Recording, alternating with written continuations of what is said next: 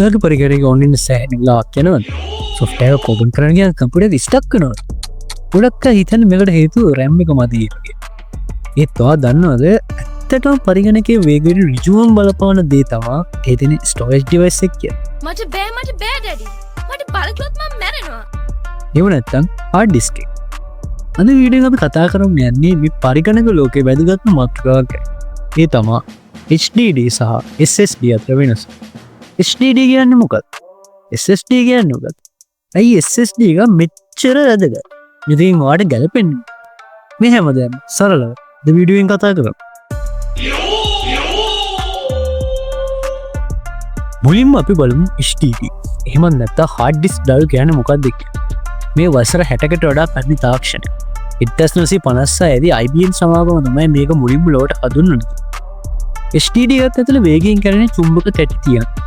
අපි සේව් කරන photo, video, files ඔක්කොම ලියවෙන්නේ මේ තැටි උඩ තමයි. මේ ඩේටා කියවන කුඩා කටුවක් ඔය කොටසක් තියෙනවා. ඒකට කියන්නේ read and write head කියලා. මේක හරියටම අර පරණ සින්දුවන ග්‍රැමෆෝන් මැෂින් එකක් වගේ.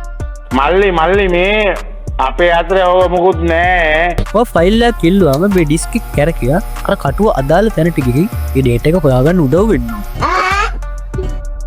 මේක යාන්ත්‍රික ක්‍රියාවලිය. සාමාන්‍ය hard disk එක විනාඩියට වට 400ක් හෝ 200ක් වෙන වේගයෙන් කැරකෙනවා. මේක යාන්ත්‍රික ක්‍රියාවලිය නිසා තමයි hard disk වල වේගය සීමා වෙලා තියෙන්නේ. දැන් අපි බලමු අලුත් තාක්ෂණය. ඒ කියන්නේ SSD එකවත් solid state drive. නමේ තේරුම වගේම මේ solid කියන්නේ චලනය වන කිසිම කොටසක් නැහැ කියන එක. SSD හදලා තියෙන්නේ flash memory කියන විශේෂ chip වර්ගයක. මේක හරියට ඔයාගේ pen drive එක වගේ. හැබැයි ඊට වඩා ගොඩක් වේගවත් සහ විශ්වාසනීය. මේ කැරකෙන තැටියෝ එහා මෙහා යන කටු නෑ. විදුලිය හරහා ශනිකව ඩේටා ලබා ගන්න පුළුවන්. HDD එකට වඩා ඩේටා හොයා ගන්න මිලි තප්පර ගණනක් යනකොට SSD එක ඒ දේ නැනෝ තප්පර ගණනකින් කරනවා. අන්න ඒ නිසායි SSD එකක් තියෙන පරිගණකයක් ඔත්ත ඔබපු ගමන් Windows 8 අපි දැන් මේ දෙකේ වේගය සංසන්දනය කරලා බලමු. සාමාන්‍ය hard disk එකේ උපරිම වේගය තප්පරයට මෙගාබයිට් 150ක් වගේ වෙනවා. හැබැයි සාමාන්‍ය SATA SSD එක තප්පරයට මෙගාබයිට් 500ක් විතර වේගයක් දෙනවා. ඒ කියන්නේ SSD එකට වඩා 5 ගුණයක විතර වේගවත්. කතා මෙතනින් ඉවර කරන්න බෑ.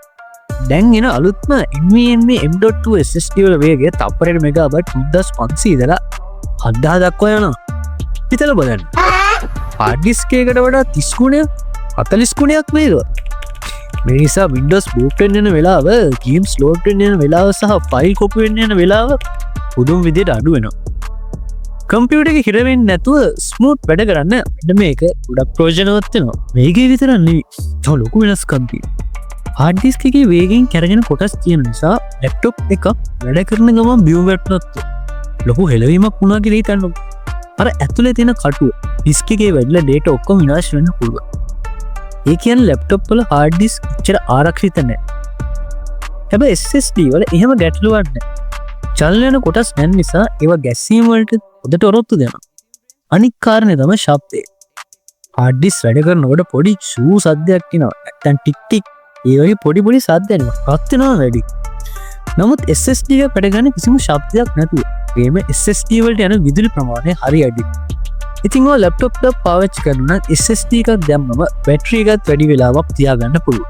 මේ තරම් හොඳ නම් ඇයි අපි හැමෝම SSD පාවිච්චි කරන්නේ? ප්‍රධානම හේතුව තමයි මිල. සාමාන්‍ය hard disk එක 1GB එකක් සදා යන වියදම ගොඩක් අඩුයි. උදාහරණයක් විදිහට ඔයාලා රුපියල් 50000කට වගේ 2TB හෝ 4TB hard disk එකක් ගන්න පුළුවන් වෙයි. හැබැයි SSD තාම ටිකක් ගන්න. ඔයාලා වියදම් කරව මුදලට ගන්න පුළුවන් වෙන්නේ 500GB හෝ 1TB වගේ SSD එකක් විතරයි. ඒ හොඳ මුදලක් තියෙනවා. ඒකට හොඳ performance එකක් ගන්න උන. ඒකට හොඳම option එක තමයි SSD කියන්නේ. වීඩියෝ එක අවසානයේ මට දෙන්න තියෙන උපදෙස මේකයි. ඔය අලුතෙන් පරිගණකයක් හදනවා නම් හෝ දැනට තියෙන ඔයාගේ පරණ slow පරිගණක වේගවත් කරන්න ඕන නම් අනිවාර්යයෙන්ම SSD එක සවි කරගන්න. ඔයාගේ Windows OS එක සහ නිතර පාවිච්චි කරන software දාන්න අවම වශයෙන් GB 256වත් SSD එකක් පාවිච්චි කරන්න. එතකොට කම්පියුටර් එකේ වේගය සුපිරියටම තියෙනවා. එතකොට films, photos, data files දාන අමතර සාමාන්‍ය hard disk එකක් පාවිච්චි කරන්න. මේ විදිහට කළොත් ඔයාට වේගයයි ධාරිතාවය දෙකම ලැබෙනවා. මේ වීඩියෝ වාල යමක් ඉගෙන ගත්තන ලයික් අද චැනල් එක සස්ක්‍රයිබ් කරගන්න අමතක කරන්න එපා. ඔයාලට තියෙන ප්‍රශ්න පහලින් කමෙන්ට් කරගෙන යන්න. ඊළඟ වීඩියෝ එකකින් හමුවෙනවා. අදට ගෙහින්න. පල් සුබ දවසක්.